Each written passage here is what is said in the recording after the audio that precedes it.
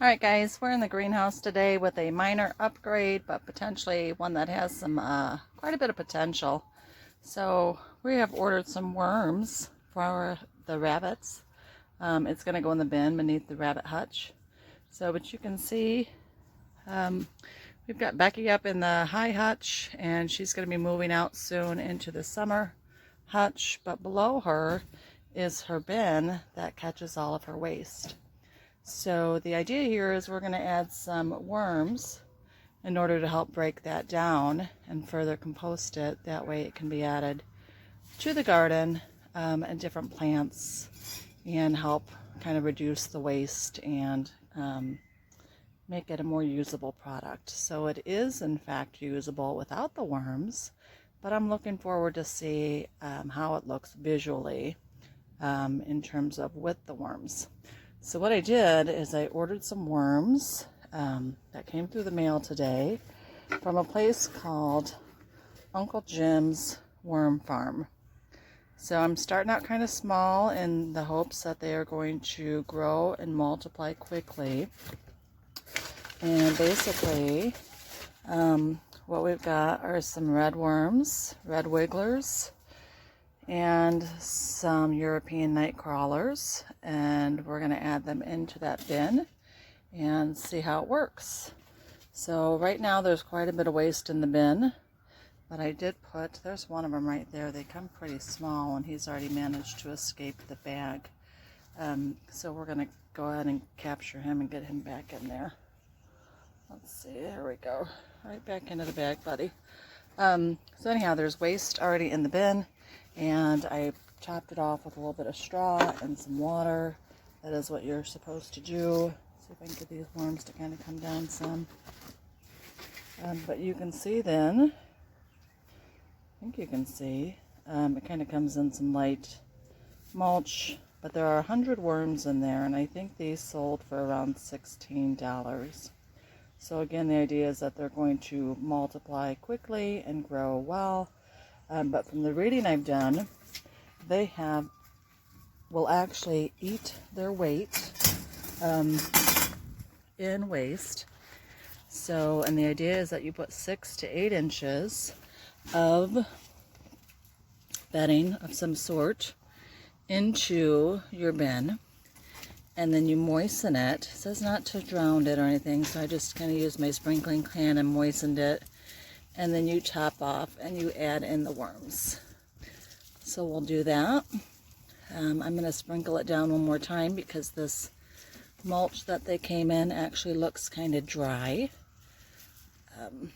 But there they are. And they actually look very healthy.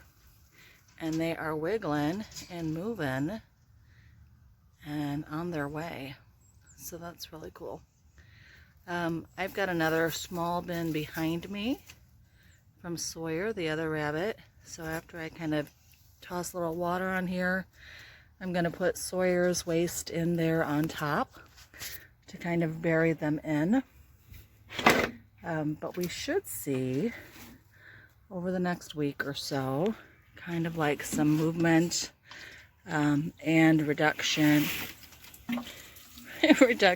in the depth of it, so to indicate that the worms are doing their job. So we'll see. Ideally, they say to put about 1,500 worms underneath a bin or underneath a rabbit, so in every bin. But I didn't want to go that much, and I figure they will multiply in time, so I'm willing to wait a little bit longer and be patient. Here is Sawyer. Say hello, Sawyer. And Sawyer's actually going to be moving into the summer hutch as well. We've been working on a larger hutch for the two of them, and we're going to use that then to breed them and to get them going in terms of making a little family of bunnies. So Sawyer's bin sits under there, and that is about 2 days, maybe 3 days worth of waste. And I tend to put straw on it. It helps keep the scent down. And then we'll just toss that in. You guys can see that. And then the worms should be very happy and be doing their thing. I'm going to go ahead and get the small rake, I guess, and we're going to level that out. So there you have it, guys. Not too exciting to look at this point. Like I said, hoping to see some reduction in depth as the worms start to consume everything and hopefully break it all down. We'll be moving the bin out with the rabbits next week when we move them into the summer hutch so that this little baby can start having her babies. And they'll be much happier, I'm sure, outside because the hutch has a little bit of a run with it and some more space for them to hop around, although this is a really big hutch, or cage, I should say. So this cage is from the hostel hair, and I think it measures, I don't know, about 3 feet by 3.5, something like that. So it's a pretty good sized cage. And as much as I try to keep her little box filled with straw, she does not care for that, and she just empties it out and moves it all around. And most of what you're seeing down here is from her movement and her dropping everything. So the strawberries back there are doing okay. They are just simply covered up with all of that hay that comes out of her cage. So other than that, guys, that's it. That's what's going on today. I'm excited that the worms are here. They sat in Pennsylvania for like 4 days, so it was super exciting to see that they were still alive. So it was probably like a 5-day process. I think I ordered them out on the 23rd. It's the 28th, but all is well, and hopefully they start working their magic. So that's it for the day. You guys have a good one.